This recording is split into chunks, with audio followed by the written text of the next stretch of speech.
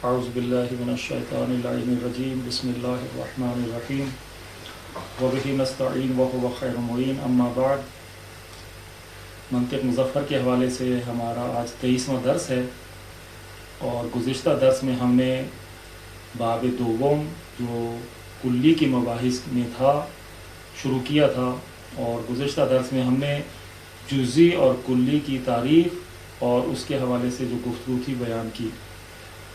جزئی کی تعریف میں ہم نے جب بیان کیا کہ جزئی ایک ایسا مفہوم ہے کہ جو ایک سے زیادہ پر صادق نہیں آتا، یمتنع صدقہ علی اکثر من واحد یا یمتنع صدقہ علی کثیرین، ممتنع ہے اس کا ایک سے زیادہ پر صادق آنا، یا ایک ممتنع ہے کہ وہ زیادہ پر صادق آئے۔ بس ایسا مفہوم ہے کہ جو ایک سے زیادہ پر صادق نہیں آتا۔ تو یہ جو ہم نے بیان کی تھی جزئی کی تعریف، در حقیقت جزئی حقیقی کی تعریف تھی، یعنی وہ جزئی تھی کہ جو حقیقتاً جزئی ہے، یعنی ایسا مفہوم ہے جو ایک سے زیادہ پر صادق نہیں آتا۔ مفہوم بھی جزئی ہے، اس کا مصداق بھی جزئی ہے، کیونکہ مفہوم جب مصداق پر صادق آتا ہے تو اس مصداق کے علاوہ کسی اور پر صادق آنے کی اس میں گنجائش نہیں ہے، اس میں وسعت نہیں ہے کہ اس مفہوم کے مصداق کے علاوہ یہ مفہوم کسی اور پر صادق آئے۔ لیکن آج ایک اور جزئی کو عنوان قرار دے رہے ہیں، اور وہ ہے جزئی اضافی۔ جزئی اضافی جزئی حقیقی کا غیر ہے تعریف کے لحاظ سے۔ ممکن ہے مصداق میں جو جزئی حقیقی ہو وہ جزئی اضافی بھی ہو، لیکن لازم نہیں ہے کہ ہر جزئی حقیقی جزئی اضافی بھی ہو، کیونکہ جزئی اضافی کی تعریف جزئی حقیقی سے مختلف ہے۔ جزئی حقیقی ہم نے پہلے بیان کر چکے ہیں کہ وہ ہے کہ جو مفہوم میں وسعت نہیں رکھتی کہ ایک سے زیادہ پر صادق آئے، لیکن جزئی اضافی کی تعریف اس طرح نہیں ہے، بلکہ جزئی اضافی وہ ہے کہ جس کو اس سے بالاتر اور وسیع تر مفہوم کے تحت دیکھیں، جس کی اضافت اور نسبت اپنے سے اوپر مفہوم کی طرف ہو۔ مثال سے سمجھاتے ہیں، مثلا کہ جب ہم انسان کے مفہوم کو دیکھتے ہیں کہ انسان ایک مفہوم ہے اور اس سے اوپر ایک اور مفہوم ہے کہ جس کے نیچے انسان قرار پاتا ہے، اور جب انسان کو اس بالاتر اور مافوق مفہوم یعنی حیوان کے تناظر میں دیکھیں تو انسان کا مفہوم حیوان کی نسبت جزئی ہو جائے گا۔ کیوں؟ کیونکہ انسان کا مفہوم ایسا مفہوم ہے کہ جو فقط افراد انسان پر صادق آتا ہے، لیکن اس سے مافوق جو مفہوم حیوان کا ہے وہ وسعت رکھتا ہے، اور وہ انسان اور غیر انسان دیگر حیوانات کی انواع پر بھی صادق آتا ہے۔ پس انسان کا مفہوم حیوان کی نسبت جزئی ہو جائے گا، لیکن آیا حقیقتاً جزئی ہے؟ حقیقتاً جزئی نہیں ہے۔ کیوں؟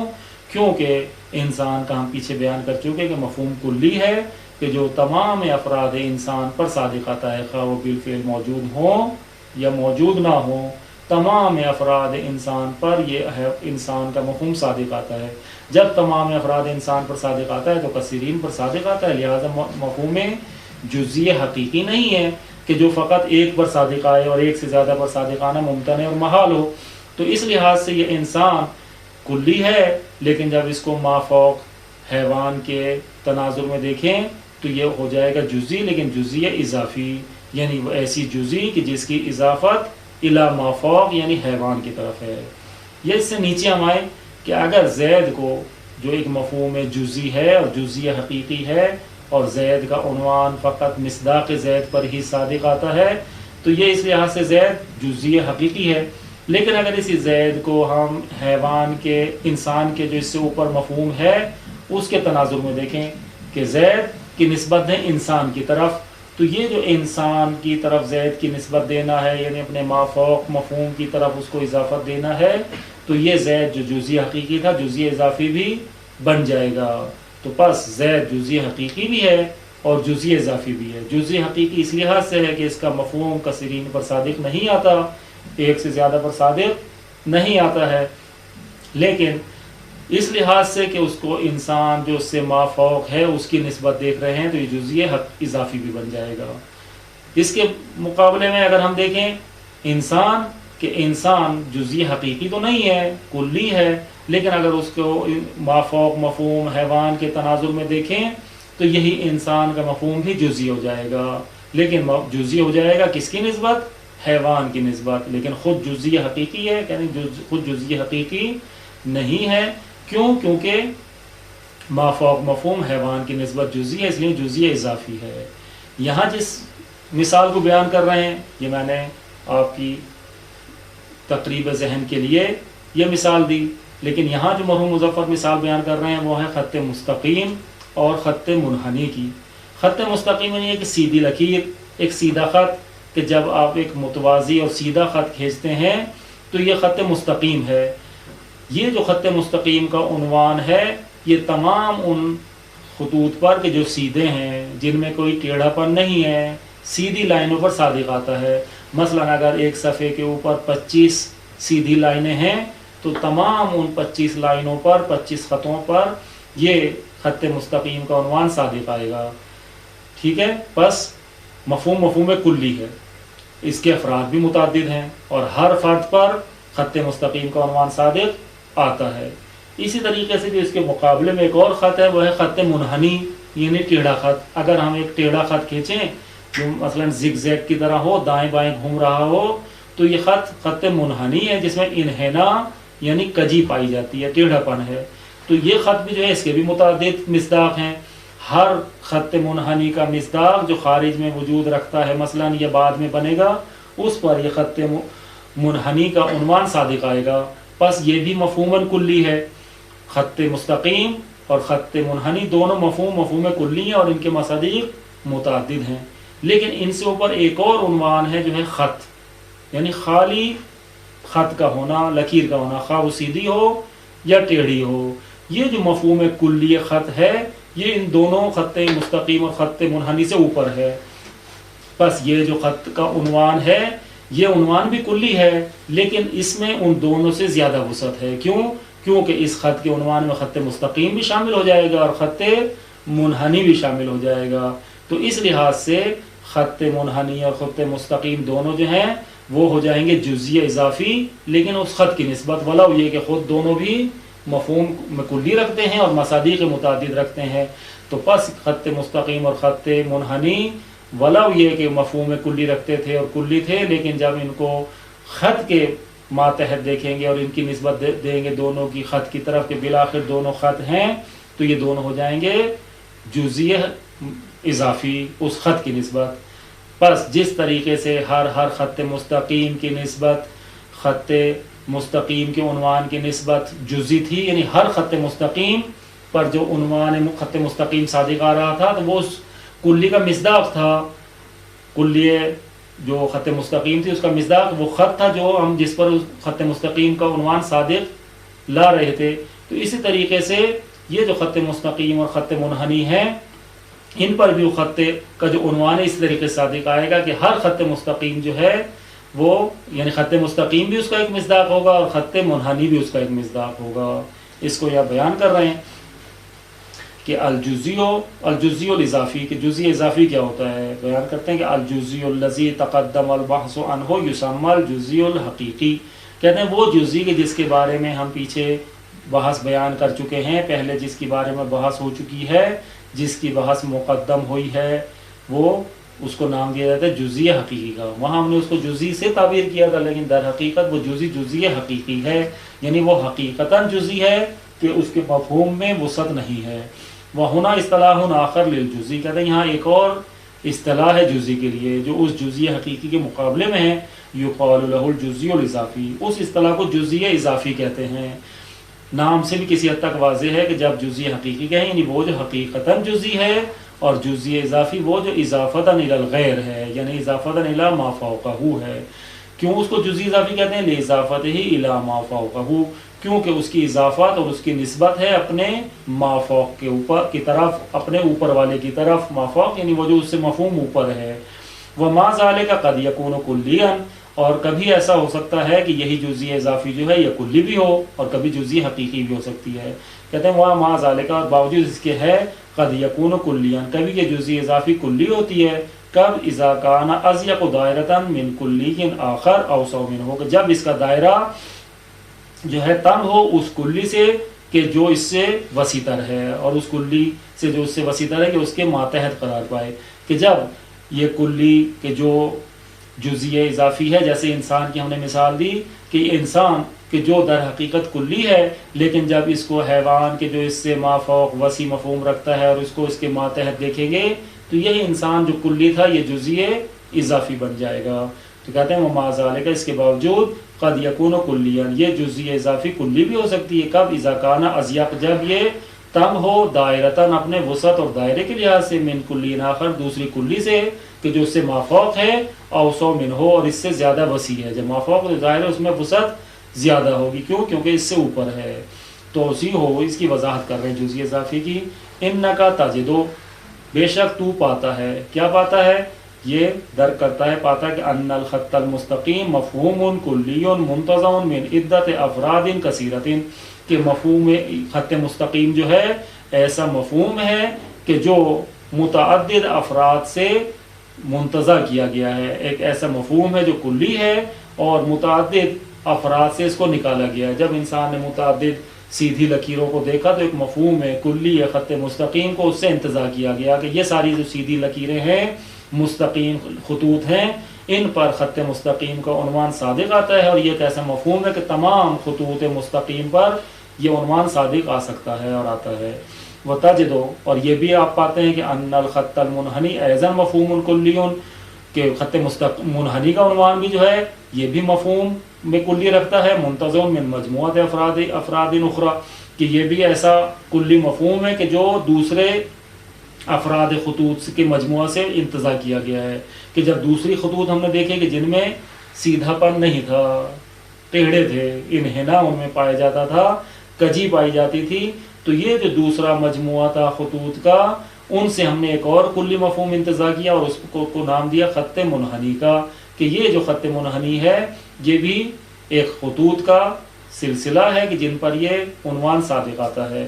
فَإِذَا زَمَمْنَا إِحْدَى الْمَجْمُوعَتَيْنِ إِلَى الْأُخْرَى، پھر ہم نے جب ان دو مجموعے ہمارے پاس ہوگا، ایک خط مستقیم کا مجموعہ کہ جن سے ایک عنوان خط مستقیم ہم نے اخذ کیا اور انتزاع کیا، اور ایک خط منحنی کا مجموعہ کہ جس کے بھی بہت سے افراد ہیں، اس سے بھی ایک مفہوم کلی کو انتزاع کیا اور وہ مفہوم خط منحنی ہے۔ تو اب جب ہمارے پاس یہ دو مفہوم آ گئے کہ ایک خط مستقیم اور خط منحنی، جب ان دونوں مجموعوں کو ہم ایک دوسرے کے ساتھ ضم کریں تو ہمیں ایک اور چیز حاصل ہوگی۔ فَإِذَا زَمَمْنَا إِحْدَى الْمَجْمُوعَتَيْنِ إِلَى الْأُخْرَى، پس جب ہم ملا دیں ان دونوں مجموعوں کو کہ ایک خط مستقیم کا مجموعہ ہے اور ایک خط منحنی کا مجموعہ ہے، جب ان دونوں مجموعوں کو ایک دوسرے کے ساتھ ضم کر دیں، ان مجموعوں میں سے ایک کو دوسرے کے ساتھ ضم کریں، ملائیں، وَأَلْغَيْنَا مَا بَيْنَهُمَا مِنَ الْفُرُوقِ، اور ہم جو ہے ملغا کر دیں، گرا دیں، لغو کر دیں اس چیز کو جو فرقوں میں سے ان دونوں کے درمیان ہے۔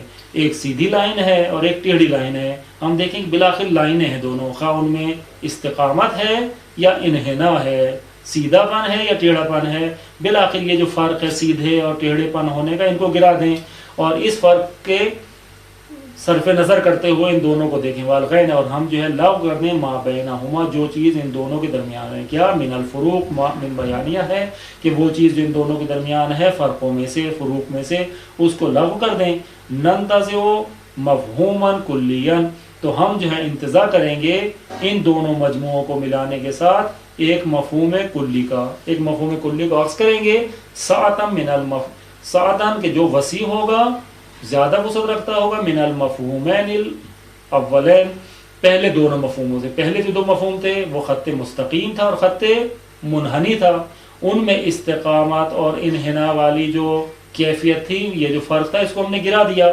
اب جو ایک مفہوم کلی کو ہم نے جو ہے انتزاع کیا ہے، جو پہلے دونوں مفہوموں سے کہ جن میں استقامت اور انتزاع کی قید تھی، ان دونوں سے اس والے مفہوم میں جو خالی فقط خط ہونے کا مفہوم ہے، یہ اس میں وسعت ہے کہ یہ جو ہے ایسا ننتزع مفہوما کلیا ساعتا من المفہومین الاولین، کہ ہم نے جو ہے عکس کیا ایک ایسے مفہوم کو جو دو پہلے دونوں مفہوموں سے وسیع ہے، کہ کیسا وسیع کہ یصدق علی جمیع افرادہما، کہ یہ ایسا مفہوم ہے جو وسیع ہے ان دونوں سے کہ صادق آتا ہے ان دونوں کے افراد پر، یعنی خط مستقیم کے بھی تمام افراد پہ صادق آتا ہے اور خط منحنی کے بھی تمام افراد پر صادق آتا ہے، اور وہ کیا ہے مفہوم؟ وہ خط کا ہے۔ جب ہم کہیں گے کلی خط تو وہ خط مستقیم کے بھی تمام افراد پر صادق آئے گا، اور کلی خط منحنی کے بھی تمام افراد پر صادق آئے گا، وہ المفہوم الخط، اور وہ مفہوم جو کلی ہم نے انتزاع کیا ہے دونوں کو ملانے کے ساتھ، وہ مفہوم خط ہے۔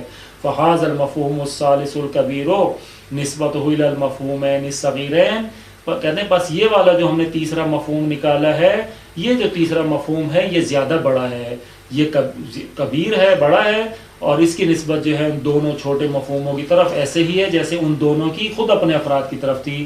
جیسے خط مستقیم کے اپنے افراد کی طرف نسبت تھی کہ ان کی نسبت وہ وسیع تھا، اور اسی طرح خط منحنی کے جو افراد تھے ان کی نسبت خط منحنی وسیع تھا. اسی طریقے سے یہ جو خالی خط کا مفہوم ہے جو تیسرا ہم نے مفہوم اخذ کیا ہے اور بڑا ہے، اس کی نسبت ان دونوں کی طرف ایسے ہوگی جیسے ان دونوں کی اپنے افراد کی طرف تھی کہ وہ دونوں اپنے افراد کے لحاظ سے کلی تھے، اور یہ جو خط کا ہے یہ ان دونوں کے لحاظ سے کلی تر ہے. تو نسبت ہو اس تیسرے مفہوم یعنی خط کی جو نسبت ہے الی المفہومین الصغیرین، ان دونوں چھوٹے مفہوموں کی نسبت خط مستقیم اور خط منحنی کے دونوں مفہوموں کی نسبت ایسے ہے کہ نسبت کل منہما الی افراد نفسہ، جیسے ایسے ان دونوں میں سے ہر ایک کی اپنے افراد کی نسبت تھی. خط مستقیم کی اپنے افراد کی نسبت اور خط منحنی کی اپنے افراد کی نسبت جو نسبت تھی کہ دونوں وسیع مفہوم رکھتے تھے. فَكَمَا كَانَ الْفَرْدُ مِنَ الصَّغِيرِ بِالْإِضَافَةِ إِلَى الصَّغِيرِ نَفْسُهُ جُزْئًا، کہتے ہیں فَكَمَا كَانَ الْفَرْدُ مِنَ الصَّغِيرِ کہ جس طرح سے ان دونوں جو صغیر تھے، صغیر یعنی خط مستقیم اور خط منحنی، کیونکہ خط یہ جو کبیر ہے یہ خالی خط ہے، خط مفہوم کبیر خالی خط اور مفہوم صغیر خط مستقیم اور خط منحنی. تو کہتے ہیں جس طرح کے صغیر کا جو ہر فرد تھا اس کو جب ہم صغیر کی نسبت دیکھتے تھے تو وہ جزئی عنوان رکھتا تھا. ہر خط مستقیم کا مصداق جزئی تھا اپنے اس خط مستقیم کی نسبت. اسی طریقے سے خط مستقیم اور خط منحنی جزئی ہو جائیں گے مفہوم کلیہ خط کی نسبت جو کبیر مفہوم ہے. کہتے ہیں فَكَمَا كَانَ الْفَرْدُ مِنَ الصَّغِيرِ جس طرح سے صغیر کا ہر فرد جو ہے بالاضافہ الی الصغیر صغیر کی نسبت یعنی خط مستقیم کا ہر فرد خود خط مستقیم کی نسبت صغیر یعنی وہی خط مستقیم اور خط منحنی. تو جس طرح صغیر کا ہر فرد جو تھا وہ صغیر کی نسبت کیا تھا بالنسبت الی الصغیر نفسہ ہی، خود اپنے ہی صغیر کی نسبت کیا تھا جزئیاً جزئی تھا. فالکلی الصغیر ایضا بالاضافہ الی الکلی الکبیر کالجزئی من جہت النسبۃ. کہتے ہیں اسی طریقے سے کلی صغیر جو ہے یعنی خط مستقیم اور خط منحنی کلی ہیں، تو یہ جو کلی صغیر ہے اس کو جب ہم کلی کبیر یعنی خط کی نسبت دیکھیں گے تو یہ خط کی نسبت جو ہے کل جزئی ہے، جزئی کی طرح ہو جائے گا جس طرح ان کے افراد جزئی تھے. من جہت نسبت اسی نسبت کی جہت سے کہ یہ جو ہے مافوق کے تحت دیکھ رہے ہیں. فیسمى جزئیاً اضافیاً، پس اس خط کلی صغیر کو یعنی خط مستقیم اور خط منحنی کو جزئی اضافی کہیں گے، لیکن لا بالحقیقت یہ جزئی حقیقی تو نہیں ہے. کیوں؟ کیونکہ ان کے افراد متعدد ہیں، متعدد افراد کے ساتھ ایک آتی ہے، لیکن اپنے مافوق اس کلی کبیر کی نسبت جزئی ہے اس لیے جزئی اضافی کہیں گے. لا بالحقیقت کیونکہ حقیقتاً کلی نہیں ہے. لأنه فی نفسه کلی حقیقتاً کیونکہ اپنی ذات میں یہ دونوں جو کلی صغیر ہیں جو ہے حقیقی کلی ہیں حقیقتاً. کلی حقیقی ان پر صادق آتا ہے لیکن کلی جزئی حقیقی صادق نہیں آتا بلکہ جزئی اضافی صادق آتا ہے کیونکہ اپنے مفہوم میں خود کلی ہیں. وقزل جزئی الحقیقی، اسی طریقے سے جزئی حقیقی جیسے ہم نے زید کی نسبت انسان کو بیان کیا تھا کہ انسان جزئی حقیقی بھی ہے، زید جزئی حقیقی بھی ہے اور جزئی اضافی بھی ہے. جزئی حقیقی اس لیے کیونکہ ایک سے زیادہ پر صادق نہیں آتا، اور اسی طریقے سے جزئی اضافی ہے کہ انسان کے ماتحت ہے. وقزل جزئی الحقیقی کہتے ہیں اسی طریقے سے جزئی حقیقی ہے من جہت اضافتہ الی الکلی، اپنے مافوق کلی کی طرف اس کی جب اضافت دیں تو اس کلی کی طرف اضافت کی جہت سے یہی جزئی حقیقی جزئی اضافی ہو جائے گی. وہ کہتے ہیں قزل جزئی الحقیقی اسی طریقے سے جزئی حقیقی ہے من جہت اضافت الی الکلی الذی فوقہ کہ جب اس کی اضافت دیں مافوق کلی کی طرف